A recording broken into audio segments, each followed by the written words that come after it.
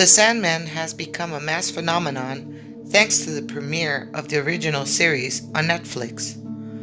Originally a comic that began to be published in 1989 thanks to the work of Neil Gaiman, which at the time caught the attention of production companies to serve as the basics for movies or series.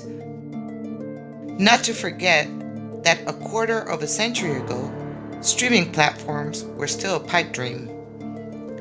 25 years ago, Warner Brothers had the idea of taking the Sandman comics and transforming them into a TV series, and one of the names that came up to participate was none other than Michael Jackson's.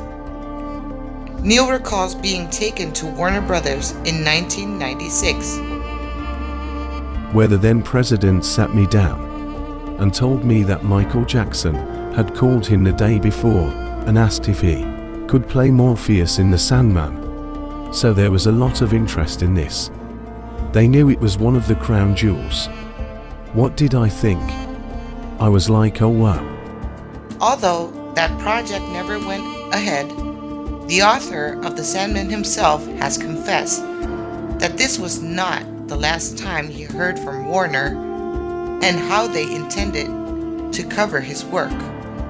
A film was also on the table, although it never materialized due to the sabotage of the author himself, who acknowledged having gone to the production company's offices and implored them, quote, "Please do not make Sandman." So who is Morpheus? Also known as Sueño. He is the protagonist of the Sandman and the central axis of the comic's plot that Neil made in the late 80s. And until 1993, Morpheus is one of the 7 Eternals. Personalities that embody different aspects of life, and they are incredibly powerful and ancient, even more so than the very gods that humans worship. In ancient Greek mythology, Morpheus really is the god of dreams. He is the son of Hypnos, god of sleep, and Pasithea, goddess of rest. Morpheus and his siblings are known as the Oneiroi, which is the Greek word for dreams, like his Sandman counterpart. Morpheus has the ability to shape and form dreams, and can appear to mortals in any form he chooses. He sends human shapes, Greek morphi, of all kinds to the dreamer, while his brother Phobator, or Iceless, and Phantasus send the forms of animals and inanimate things respectively. The 7 siblings of Morpheus are: standing left to right, death, destiny, dream, destruction, desire; sitting left to right, despair and delirium. Together they're called the Endless, and are the anthropomorphic representatives of powerful natural forces they embody. They regard themselves as family, referring to each other as siblings. Morpheus is very protective of his whole family.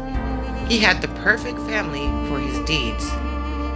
His father, Hypnos, was the personification of sleep, seen both as god and devil. His mother, Pasithea, was the deity of hallucinations, and his grandmother, Nyx, the deity of night. Morpheus, the primordial Greek god of dreams. He shaped and formed the dreams through which he could appear to mortals in any form. This talent made Morpheus a messenger of the gods, able to communicate divine messages to sleeping mortals. Hypnos lived in the underworld, the realm of Hades, and never saw the sun. His Roman counterpart was Somnus, which means sleep as well. On several occasions, Hera asked Hypnos to lull her husband Zeus to sleep so that she could attack his son Heracles. Hypnos usually refused to anger Zeus, possibly because he had already come close to having a thunderbolt hurled at him. He was saved by taking refuge with Nyx, whose power Zeus always respected. Hypnos, the son of night and darkness, the brother of dreams and nightmare, secluded in his cave by the sea, a silent and empty place to be. His cave was located under the island of Lemnos, where the river Forgetfulness would flow, which ties into the idea that sleep is a time when we forget our problems. Hypnos would rise into the sky with Mother Nyx and bring sleep to all those below when the night did come. When Hypnos was depicted as a physical being, he was often carrying around several objects that would aid him to send people into a slumber. A horn that contained sleep-inducing opium that would cause sleep when blown. A branch dipped in the river of forgetfulness. Occasionally, an inverted torch and a poppy stem. The word hypnos is directly taken from the Greek word sleep, and as his name suggests, he was indeed the ancient Greek version of the Sandman. He would eventually wife Pasithea, who was the youngest of all Graces, promised to him by the goddess Hera. Pasithea regarded as the goddess of meditation, relaxation, and hallucination.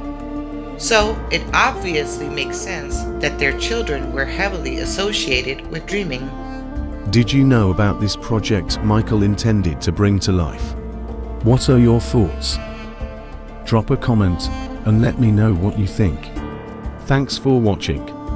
Till next time. Much love.